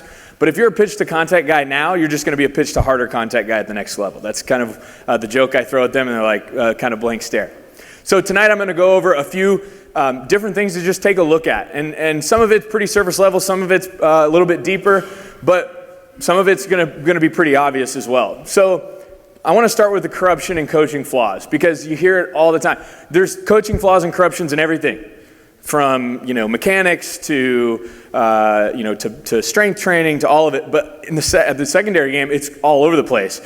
Turning the knob, doing all kinds of stuff, how to teach it, right? So Couple of the coaching flaws beyond just how to teach a secondary might be falling in love with one secondary pitch. I can't tell you how many times a guy will come back from a school he's at or a coach he's at, and he goes, well, I don't throw a curveball anymore because my coach really loves sliders, and he wants everybody to throw a hard slider. Don't fall in love with just one secondary pitch. Leave it open for both. Some guys can be good curveball guys, some guys can be other. And by the way, why would you want everyone on your staff to be a slider guy? Or why would you want everyone on your staff to be a curveball guy? Okay? It doesn't mean each guy has to use both to the same percentage, but having one dominate and one being a secondary pitch is always good. Don't let the breaking ball be a pitch. I hear it all. The guy comes in and he's getting his evaluation on our system down there, and I'll show some stuff from that later. But he's getting his evaluation. He says, Coach, I just really got to improve my breaking ball this year. Okay, slider, curveball. And they're like, well, breaking ball. I'm like, okay, so it's a hybridized version of both, right? Which usually is a key or is kind of a clue to me that it's not a very good pitch. If it's a hybridized version of both. I'm taking the easy characteristics to execute and I'm commingling them, I'm bringing them both together, right? So just one that moves hopefully, usually is what that means. Designing a pitch based on what another guy did. Johnson throws a really good slider, so Katie, you better throw a slider too, just like him. Right? We're different sizes. We have probably different fastball DNAs. We have different mindsets. It just goes on and on, right? So don't try to, based on one guy's success, don't try to make the next guy or the next guy or the next guy be like him. And again, reiterating, why would you want that? I would argue you probably wouldn't. Okay? Continuing with this, when I look at a slider and a curveball and compare them, when guys come in, you want to make sure that they have significantly different characteristics. What I mean by that is horizontal vertical ratios. If I've got a slider and a curveball with pretty much the same horizontal and vertical ratios, meaning that the amount it moves left or right and the amount it moves down is about the same, one's thrown harder than the other. You see that all the time. That's probably the most common one when it comes to evaluating amateur throwers, is their slider is just a harder thrown curveball by 5 miles an hour, and it's got the same exact shape or the same exact ratio in the horizontal to vertical. We'll move on to the changeup. I'm going to talk a little bit about the changeup tonight as well. Create a changeup that has at least more horizontal movement than the fastball. A lot of guys, when you look at the average, there are straight changeups out there that are pretty good. Okay, there are some outliers there, and really anything, there's some outliers. But across the board, what you'll see, the majority of guys who have really good swing and miss changeups have at least more horizontal movement on their changeup than their fastball has. And I'll show you some graphs here in a minute that'll show you. Create pitch gaps. Okay, pitch gaps basically means you'll know what that means when I show the charts. Okay, but we're going to need to see consistency in the pitches, meaning the shapes, the characteristics, and we're going to need to see those separate, right? But if I have multiple pitches that look really similar based on horizontal and vertical movement, then there's a good chance I'm going to get hit. Because if a guy sees one pitch and I got a pitch that looks pretty close to that, the only difference may be a couple miles an hour in velocity, I'm actually training him to hit my other pitch that I think is a completely other pitch. It really isn't, I would argue. You'll see that in a second when we look at the graphs.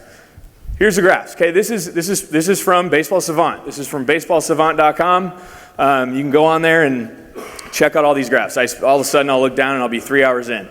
Okay, this is Verlander this year. This is with gravity, so this is what actually happened. This is with gravity, and this is what we have. We got a fastball in red, we got a changeup in green, we got a slider in yellow, we got a curveball in blue.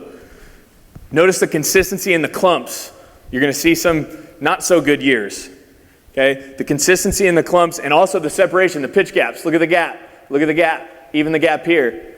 Justin Verlander had a 108 batting average against on his changeup this year, compared to, I think I looked at the previous 3 or 4 years. Before that, he had 300 batting average against. I don't know what it was about his pitch. I haven't really looked that deep into it. But this year, he could have been even better had he used the changeup more. I think he used it 4% of the time. But he had a 108 batting average against when he did use it, right? This is an awesome look at the differences in pitches. Now, what would an amateur guy, a guy who doesn't have a really good curveball and slider differentiation, what would it look like? It probably looks something like this. Curveball might be right here, right? Same plane. Same plane with my fastball, my slider, my curveball. They're all moving kind of the same direction. Fastball stays here. The other two head this way, right? One slower velocity, thus gravity has more of an effect. But it's pretty much got that same ratio. Okay, I'm going to show you some video tonight. I'm going to show you video and this is kind of, if you don't have a Rapsodo, a Yokertech, a TrackMan, or whatever, if you don't have it, just use the eye test. And that doesn't mean, when a guy's doing a bullpen that you go, hey, your slider's this, your slider's that. Use the eye test, go evaluate, show them visuals like this. Okay, if a kid doesn't believe that, oh man, that curveball is, I still get a lot of guys out even though it's here and it's, right? Just show them the significant differences in the best in the world in their two secondary pitches. Okay, here's the curveball and then I'm going to show you the slider. Just notice the different shapes when it comes to shape down, shape to the side. Here's the curveball. One's in there for strike 2. Here's the slider.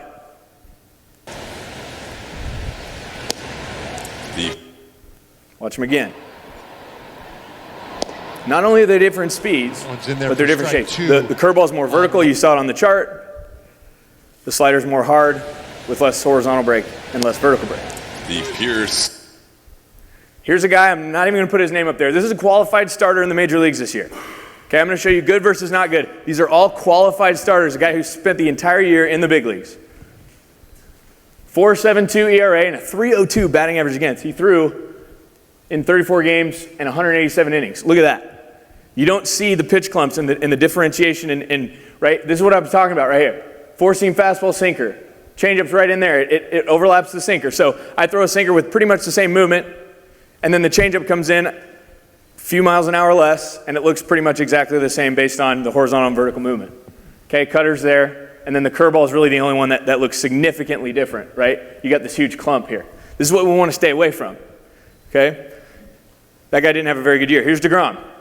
Okay, DeGrom's got this awesome triangle here. If you guys are fans of DeGrom and you watch him pitch, fastball with really good velocity. He's got a good hard slider, and his changeup actually moves more the other way than his slider does to the other side. Here's the fastball first. It's like a pincushion 3 times. And here's a hard slider next. Overall dominance. So before creating that big time triangle creates a tough decision for the hitter. 21 as a pinch hitter. Dietrich, who is like a pincushion 3 times. And hitting and overall dominance. 5 at the plate on the homestand, and his 3 for 21 as a pinch. Okay, here's another not so good year. Again, 2019, went the entire year in the major leagues. 5.23, 276 batting average against this guy. Here's the significant, this is crazy right here. That's a slider and a curveball. Pretty much the exact same pitch based on the movement. Hence why he didn't have such a good year, in my opinion. Right? And so the other one's up top left, that's okay. But you can see, look at the changeup in green. The changeup in green actually had less horizontal movement than his four-seam fastball did. Okay, you can see that clump's a little closer to the 0 in the horizontal axis. Okay, so the changeup needs work. The changeup definitely needs work. What we want to do with that changeup is bring it down more underneath this sinker. Okay, and give it more both, right? But that's what we're looking at with this guy. Again, 31 games started, 175 innings. Here's a good one. Oh, here we go. Cole again. Check how good this looks, right? You can see this consistency, right? The consistency in the clumps and the spreads between each pitch based on the horizontal and vertical movement. Okay, let's watch some Cole. He's kind of got a little, and he uses the changeup more than Verlander, but he's got a similar look, and then he's got more changeup utilization. Here's a curveball. Really watch the vertical movement down. good breaking ball there. Here's a hard slider. He's off to putting together a really solid year last year. Haven't really given him an opportunity to settle in. He's off to putting together a really solid year last year. Here's another not so good year. Okay, again, look at the differences, and you could go on and on and on. I mean, there's definitely guys who had good years that don't fall into this exactly. But when you look at odds and what gives me the best odds to be successful at the big league level, okay, here's the crazy part about this. I have two horizontal axes or planes here with two different pitches. So really, my changeup and my fastball look a lot alike, other than gravity pulling it down. Remember, this is gravity included. Gravity's pulling my changeup down, but really it moves the same to the arm side. And the same thing with my curveball and my slider. They both move the same horizontally. Here's another good year, Jack Flaherty from St. Louis. Okay, and then I want to throw this up there. This was Robert Duggar's year this past summer. He made 7 starts at the big league level. He's a ranch guy. He trains here every single day for the Miami Marlins. That's Anna and Ronnie's son. Anna back there, who everybody's talked on the phone with. That's her son. Made his major league debut this year. So we took a look at this chart when he first came back. And we said, how can we make this a little bit better? Remember that first plane right here that we talked about? He's always known he needs to make his curveball a little bit more vertical. Okay, so what we're going to try to do is we're going to try to bring this blue and get it underneath this yellow.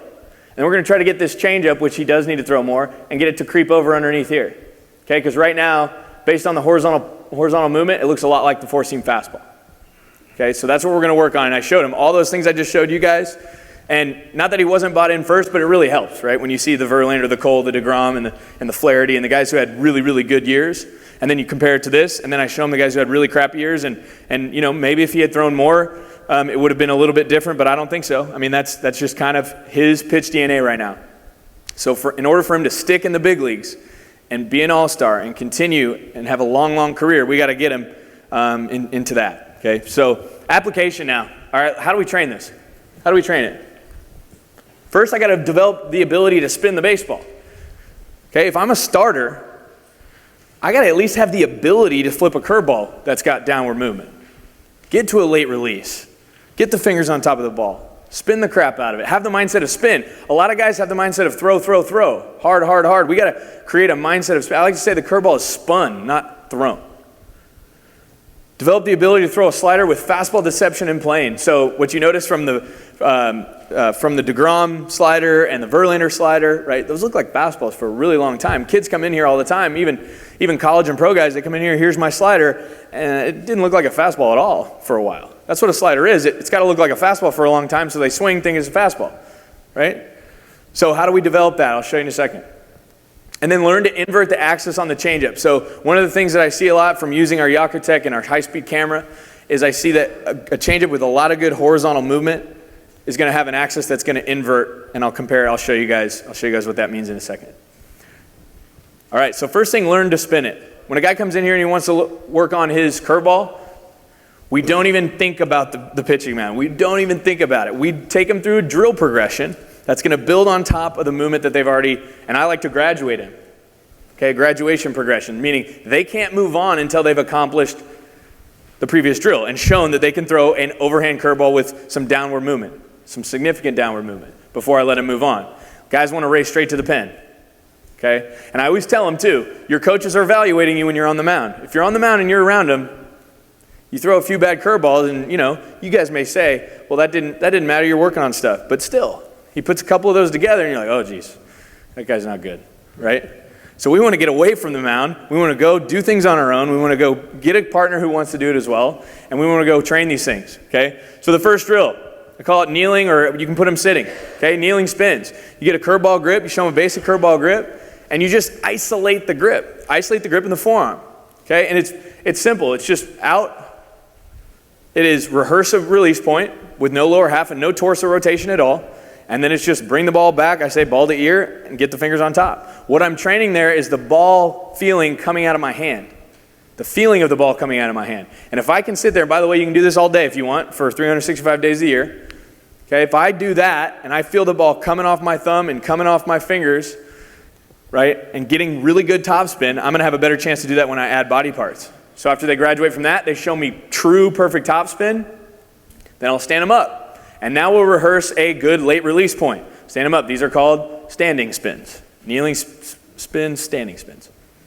Okay? And it's a rehearsal of that release point. Okay? Still no torso rotation.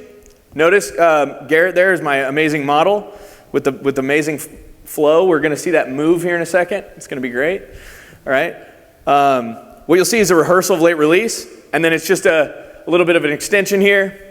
Flexion and extension, ball to ear, and then bang. I've had a kid one time at a camp go, well, coach, I don't throw. That's not really how you throw. Thank you. All right, perfect. Well, you know what you do? You know what we want you to do is to figure out a way to get to that release point. So if I can just give you a little body movement and energy into that late release, fingers on top of the ball, and I'm going to bang that release point over and over and over and over and over with zero stress on the arm, that's a good thing. And you went, oh, okay.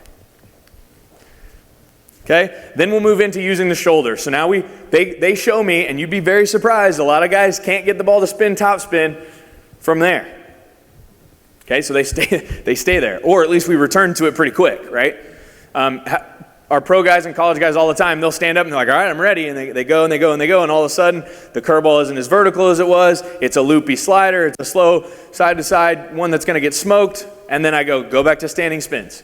And then they go back, they feel it. And then all of a sudden, they find it again. So we always return, right? You always you can go back. You can get sent back to third grade. Okay? If you suck at fourth grade. All right, so then we'll go into a Marshall 1. This is, again, a Marshall 1. If you're unfamiliar with that drill, if I'm throwing the ball this way, I actually turn. Okay, my throwing shoulder is facing that way. And if with a curveball grip, if I want to throw and get a target there, switch my feet, that's training a really, really late release, late launch, fingers on top of the ball. That's what I need. So we'll go Marshall 1. After he graduates that, he shows that he can get some downward movement. Walking torque. Walking torque is my favorite drill for curveball. Favorite drill for curveball training because it cheats. Walking torque, the number one rule in the walking torque is my back foot has to stay straight. If my back foot's straight and I just lift the leg and load the shoulders like this, I've already cheated 90 degree of pelvic rotation. Normally I start here. So I've started here. I'm just making it easy on myself. So I just got to lift and rotate into that standing spin position. Of course, I finish the throw. This is what it looks like. Go ahead. Okay, walking forward, back foot stays straight, helps me get to a late release. It's not calling on that much hip rotation to get to a late release. That's hard to do. So you can see, as we move on in these drills, it's getting more difficult and difficult to collect the body and achieve that goal of getting to a late release. Again, this is all still curveball stuff. And then finally, we'll go to the torque. The torque is rotating me back all the way back to the rubber position for my pelvis. All right, and then I'll make the throw. After that, then we can move on to other drills, or we can go to the mound. Okay, but a lot of guys, if they can't spin a curveball, they'll stay in this drill set in this progression for a few weeks before we even think about throwing it from a full delivery. All right, let's talk about tunneling the slider, and this goes pretty in depth, but the surface level here is what we like to do, especially with some of our guys who come in pretty fresh. And they think that their slider is a slider, and really it's a curveball with lots of horizontal movement. Okay, they go, I got a slider, and it's 12 miles an hour slower than their fastball. It's just they call it a slider because it's this or this. Okay, so what we do is we like to expose them a little bit. Okay, we put something up that's kind of crazy. I use the middle circle of the V-flex just because it's easy to put it there, and I'll have them make throws. You saw in that last slide, I'll have them make throws, fastball and slider through this, okay? And that's one thing to do. If you don't have an apparatus or a system like this, which probably don't, okay? If you don't have something like this, what you can do, the best thing you can do to train a good slider with fastball trajectory out of the hand is have them alternate fastball, slider. Why? Because it brings them back to their fastball trajectory out of the hand. If they're throwing slider, curveball, slider, all of a sudden, you lose focus on what that fastball actually looks like out of my hand. What the feeling is, right? The finger, I see it all the time, the fingers and the hand starts side. All of a sudden, it's now a spun pitch. Slider's a thrown pitch. Curveball's a spun pitch, slider's a thrown pitch. Small change in axis from the fastball. Okay, so we'll go fastball, we'll blend it. First pitch is a fastball through the window there. And then a slider, and watch how long it keeps that fastball line before it moves. Ooh, yeah.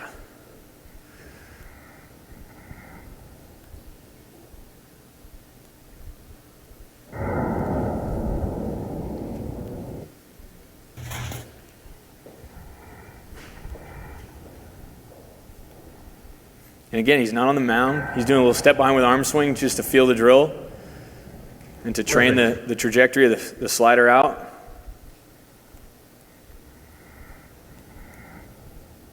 Gets underneath that line there. And what a lot of kids do is not only do they get above the red line, okay, they're going around the hoop, they're hitting the hoop, they're getting rejected by the hoop, okay? It's showing them, guys who think they have an awesome slider, and then all of a sudden it does not look like a fastball for very long. Where is that tunnel? It's beyond halfway. Okay, it's a little bit beyond halfway, and then you can start it closer for guys who aren't very good at it. It's easy when it's closer to you. It's easy to get it through both pitches. The further and further you get it towards the plate, the more you're asking it to remain on the fastball line. All right, let's talk about the changeup real quick. Then we'll eat some pizza. All right, how do we develop a changeup? It's pretty simple. We got to throw it more. We got to throw it more. Kids,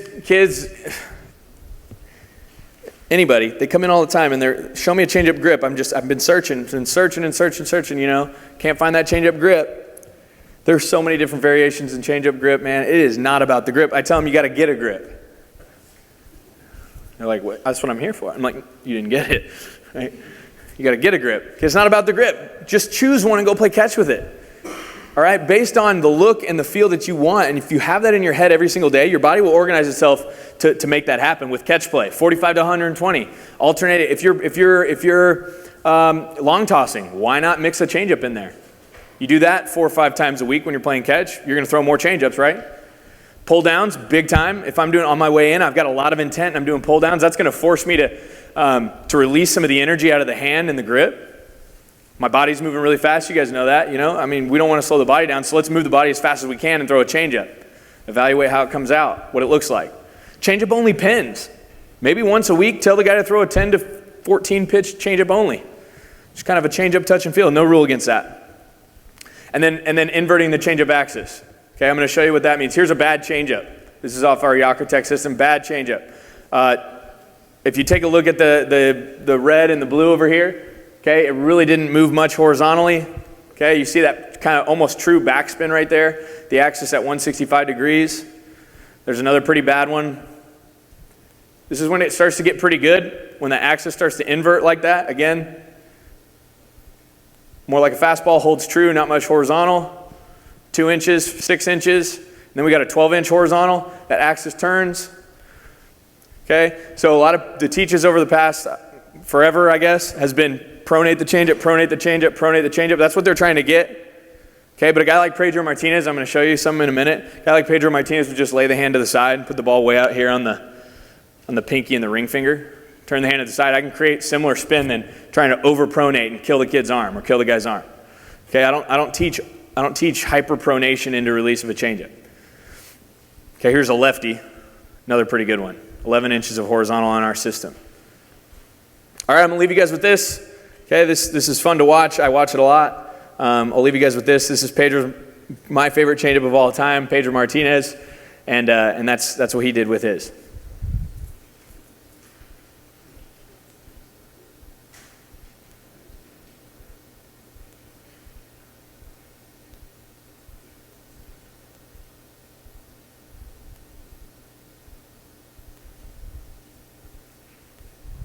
Stare down.